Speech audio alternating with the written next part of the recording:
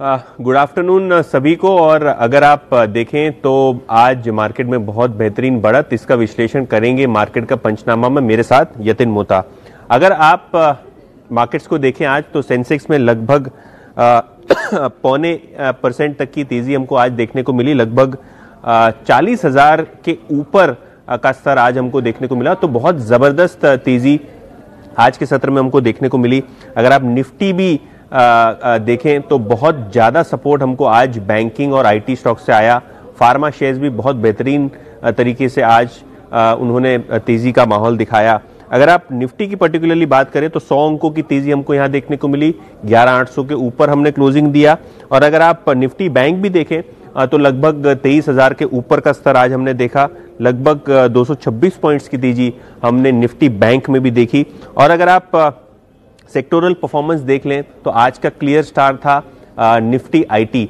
और क्यों? क्योंकि टीसीएस के नतीजे बहुत जबरदस्त आए। उन्होंने 16,000 करोड़ रुपए का बायबैक भी अनाउंस किया और उसके पीछे विप्रो के रिजल्ट्स आने वाले हैं, वहां भी बोर्ड ने बायबैक का प्रस्ताव दिया है। तो आईटी कंपनीज की अगर आप बात करें तो नेले पे दहला, रिजल्ट्स भी अच्छे और बायबैक से भी शेयर होल्डर्स को फायदा मिलेगा।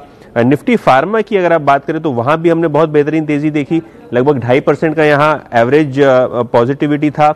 अगर आप बात करें बायोकॉन की, कैडिला की, सिप्ला की, तो ये वो मुख्य शेयर्स थे जहां हमने बहुत अच्छी तेजी देखी।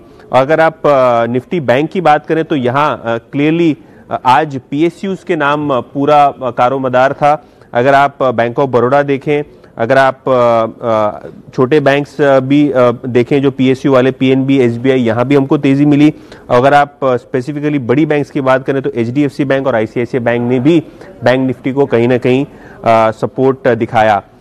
खैर येस्टरडे हमने देखा कि एफआई के आंकड़े काफ़ी अच्छे आ रहे हैं, पॉजिटिव बाइंग वहाँ चल रही है और इसी हिसाब से अगर आप देखें तो मार्केट में पॉजिटिविटी का माहौल हमको देखने मिला।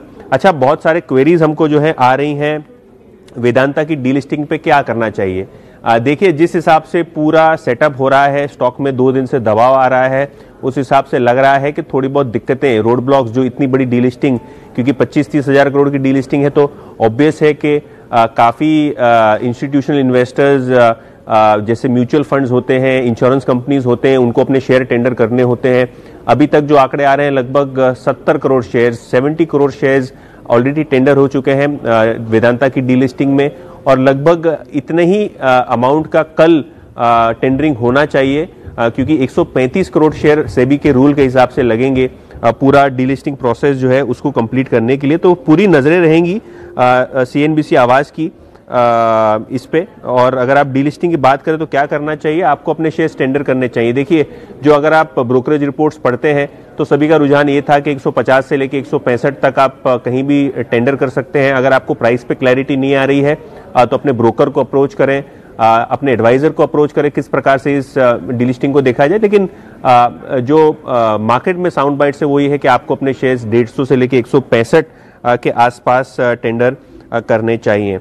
अच्छा, अगर आप दूसरी सेगमेंट की आज बात करें, आईटी को छोड़ के फार्मा में हमने बहुत तेजी देखी। बहुत दिनों बाद आज हमने फार्मा में आउट परफॉर्मेंस देखा। तो सिप्ला पे लोग पूछ रहे हैं कि क्या करना चाहिए। देखिए, हमको रिपोर्ट्स ये सुझाती हैं कि सिप्ला एक बहुत बड़ा एक्विजिशन करने वाला है अमेरिकन मार्केट्स में।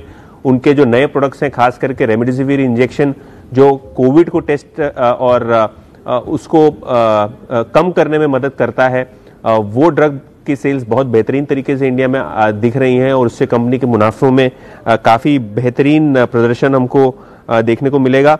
अगर आप जनरल फार्मा कंपनीज की ट्रेंड की बात करें तो फार्मा कंपनीज में हमने ये देखा है कि जिस हिसाब से घरेलू मार्केट और यूएस मार्केट में डिमांड देखने को मिल रही है, उस हिसाब से फार्मा के अर्निंग्स, फार्मा का मुनाफा और जो फार्मा कंपनीज की ग्रोथ है, खास करके जो सेल्स और बिक्री की जो आंकड़े हैं वो बहुत अच्छे आ सकते हैं दूसरे क्वार्टर में।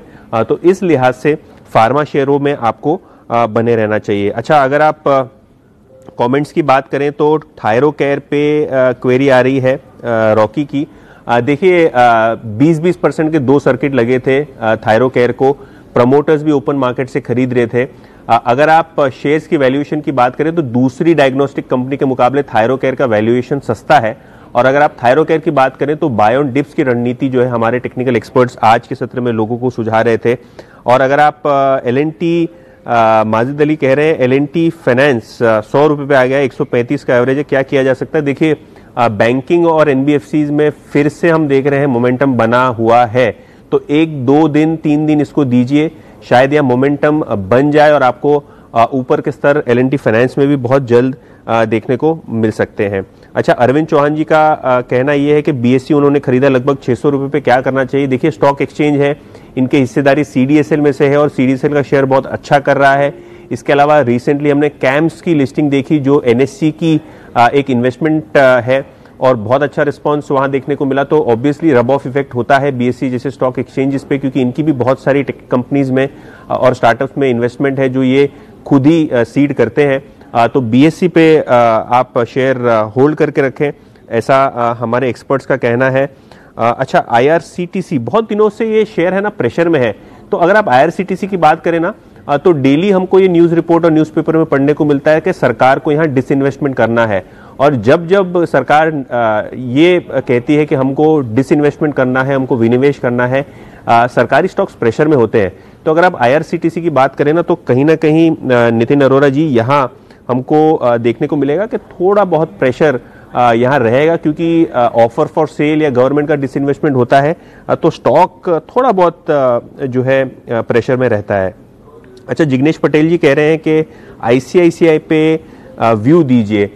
देखिए अगर आप प्राइवेट सेक्टर में बात करें तो आईसीआईसीआई बैंक सबसे बेस्ट वैल्यूएशन साइड से और एनालिस्ट रिकमेंडेशन साइड से अपसाइड जिसका टारगेट प्राइस ऊपर होता है वो सर्वश्रेष्ठ बैंकों में से एक आता है। एचडीएफसी बैंक की अगर आप बात करें तो शेयर भाग रहा है क्योंकि उनके क्वार्टरली अपडेट्स बहुत अच्छे आए हैं। उन्होंने ये कहा है कि ज्यादातर बिजनेस जो कोविड के पहले था उन लेवल्स का बिजनेस वो वापस देख रहे हैं। आईसीआईसीआई बैंक की अगर आप बात करें स्पेसिफिकली तो आईसीआईसीआई बैंक एक बहुत बेहतरीन बैंक है। अगर आपके पास शेयर्स हैं तो उसको प्लीज होल्ड करके रखें, क्योंकि यहां भी लगता है कि वेल्थ क्रिएट इस भाव से भी हो सकती है। स्टॉक काफी स्टेबल है और लॉन्ग टर्म लिहाज से आपको आईसीआईसीआई बैंक में बने रहना चाहिए। अच्छा, केमकॉन केमिकल्स पे संदीप नागपाल जी पूछ रहे हैं क्या करें। देखिए रिसेंट आईपीओ था, लगभग 200-250 रुपए जो है आईपीओ के दिन के हाई से स्टॉक नीचे है। मेरे हिसाब से इस शेयर को वैल्यूएशन वाइज से अगर आप देखें, पीयर कंपनी से कंपेयर करके देखें तो केमकॉन का जो रिसेंट आईपीओ आया था वहां बहुत फ्रेंजी हुई थी, ज्यादा ओवर सब्सक्रिप्शन हुआ था। तो शेयर्स इस लेवल पे जो है या तो आप ऐड कर सकते हैं या तो अगर आप केमकॉन के शेयर्स आपके पास है तो उसको होल्ड करके रख सकते हैं, क्योंकि कंपनी जो है पूरे इंपोर्ट सब्सटीट्यूशन पे काम कर रही है। तो चाइना से जो माल इंपोर्ट होता है वो इंपोर्टेड माल जो है कंपनी इंडिया में खुद बना रही है, नई नई फैक्ट्रियां लगा रही हैं, जिससे आगे चलते हुए वॉल्यूम्स भी बढ़ेंगे और कंपनी की सेल्स में भी ग्रोथ आएगी। तो अगर आपको होल्ड करके रखना है 3-6 महीने के व्यू से तो केमकॉन केमिकल्स जो है आप होल्ड करके रख सकते हैं। अच्छा, अक्षय मित्तल जी पूछ रहे हैं सन फार्मा पे। अच्छा, सन फार्मा एक ऐसा फार्मा स्टॉक है जो ये पूरी तेजी में चला ही नहीं है। जैसे सिप्ला में हमने परफॉर्मेंस देखा, कैडिला में परफॉर्मेंस देखा, डॉक्टर रेड्डी में परफॉर्मेंस देखा, उस प्रकार का परफॉर्मेंस जो है हम सन फार्मा में नहीं देख रहे हैं, क्योंकि इनका जो एक बड़ा प्लांट है हलोल प्लांट जो कि गुजरात में है, वहां यूएस एफडीए की दिक्कतें चल रही हैं क्योंकि इंस्पेक्शन के बाद वहां कुछ कमियां पाई गई। अच्छा, तो क्या करना चाहिए शेयरों के लिहाज से? देखिए काफी सारे नए प्रोडक्ट्स कंपनी के लॉन्च हो सकते हैं अमेरिकन मार्केट्स में, और अगर वो लॉन्च की अनाउंसमेंट आती है तो शेयर में जरूर करंट होगा ऊपर की तरफ। तो आपके पास अगर सन फार्मा के शेयर है तो इन्वेस्टेड रहिए, कोई दिक्कत नहीं है, थोड़ा टाइम लगेगा लेकिन स्टॉक में अच्छा खासा कैचअप हमको देखने को मिलेगा आगे चलते हुए। अच्छा, एल&टी फाइनेंस पे हमने बात कर ली, और अगर आप कहें केमिकल, अच्छा आरती इंडस्ट्री पे भी एक क्वेरी आ रही है। देखिए आरती इंडस्ट्री का शेयर काफी अच्छी तरीके से भागा हुआ है, और हमने ये देखा है कि फार्मा एपीआई जो कंपनीज बनाती है, क्योंकि आरती ग्रुप जो है ना वो फार्मास्यूटिकल एपीआईज, केमिकल्स, काफी सारी चीजों इन्वॉल्व है।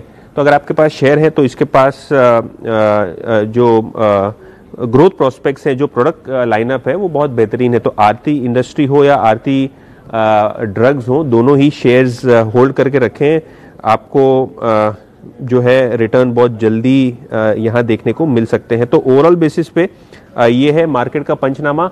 आपसे कल फिर से बात करेंगे, लेकिन फार्मा और आईटी शेयर्स पे जरूर नजर रखिएगा।